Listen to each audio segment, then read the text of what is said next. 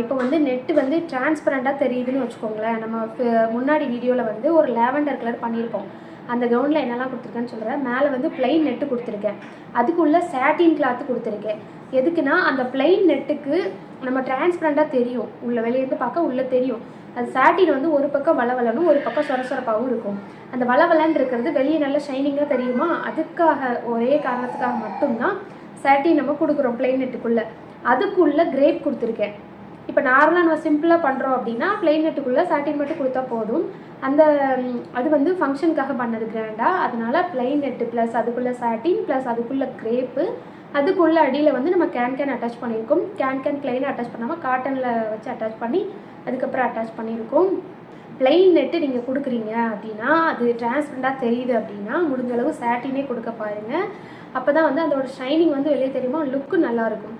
அப்படி வந்து நீங்கள் உங்களுக்கு கம்மி